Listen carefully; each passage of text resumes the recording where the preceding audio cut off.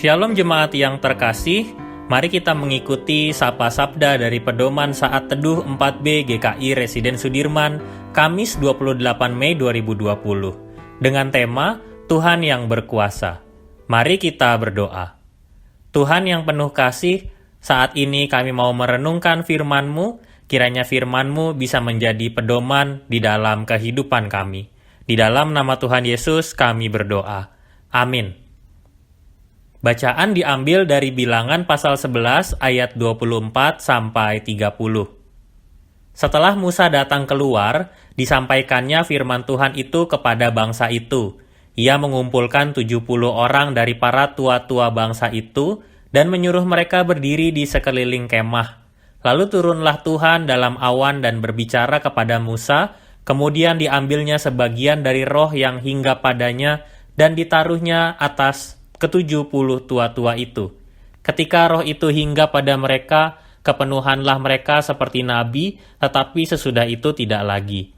Masih ada 2 orang tinggal di tempat perkemahan, yang seorang bernama Eldad, yang lain bernama Medad. Ketika roh itu hinggap pada mereka, mereka itu termasuk orang-orang yang dicatat tetapi tidak turut pergi ke kemah, maka kepenuhanlah mereka seperti nabi di tempat perkemahan.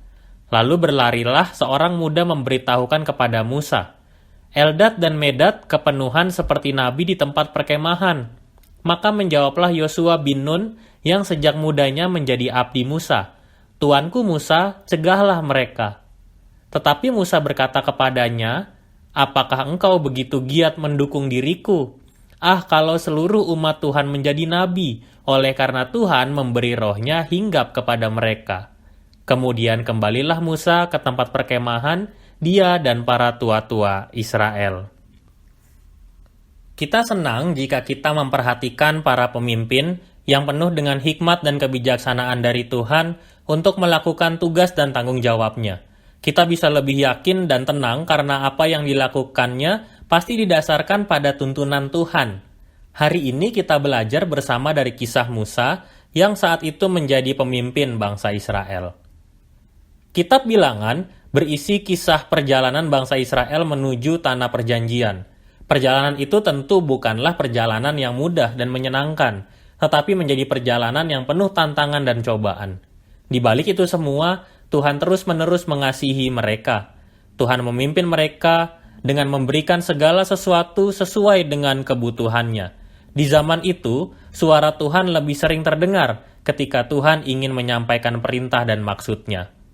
Dalam penyampaian suaranya, Tuhan memakai Musa sebagai perantara dan bertindak sebagai pemimpin atas Israel. Di tengah perjalanan, bangsa Israel bersungut-sungut kepada Tuhan karena mereka kekurangan makan. Mereka begitu kelaparan sebab tidak ada lagi makanan yang tersisa. Melihat situasi bangsanya yang kelaparan dan bersungut-sungut, Musa menyampaikan keluh kesah kepada Tuhan. Musa merasa bahwa beban tugas yang ia jalani begitu berat. Ia juga merasa bahwa Tuhan pun murka kepadanya. Musa merasa bahwa dirinya tidak mendapat dukungan yang penuh dalam mencari solusi atas kondisi ini.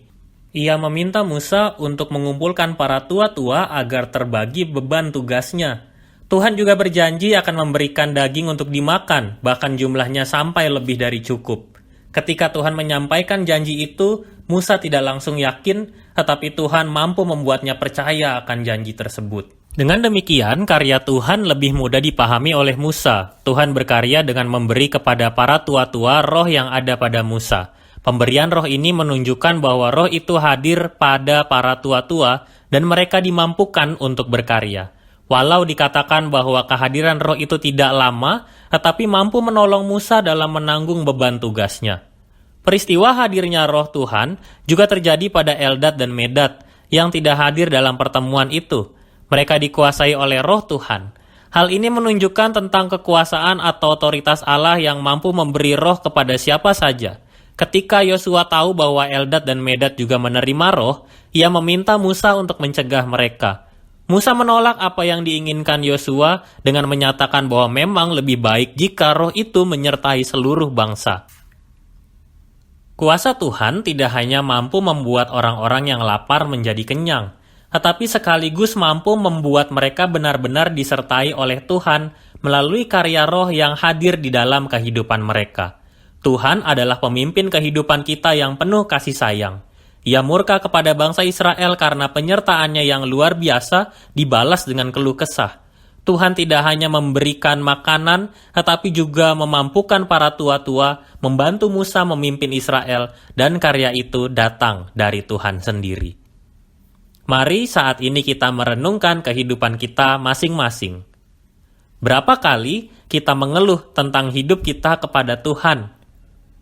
Apakah kita ingat bahwa Dia yang berkuasa dalam hidup kita? Seperti apa yang dilakukannya kepada bangsa Israel, Ia yang berkuasa dan memimpin kehidupan kita sehingga kita mampu hidup dalam tuntunan Roh-Nya. Mari kita berkomitmen. Aku ingin mencatat setiap kebaikan yang sudah Tuhan berikan untuk melewati segala pergumulanku. Mari kita berdoa. Tuhan, aku rindu pimpinan-Mu dalam kehidupan setiap hari. Biarlah Roh-Mu menolongku menghadapi berbagai pergumulan kehidupan. Siapkanlah diri kami untuk selalu hidup bersama dalam relasi yang kuat dengan-Mu. Di dalam nama Tuhan Yesus kami berdoa. Amin.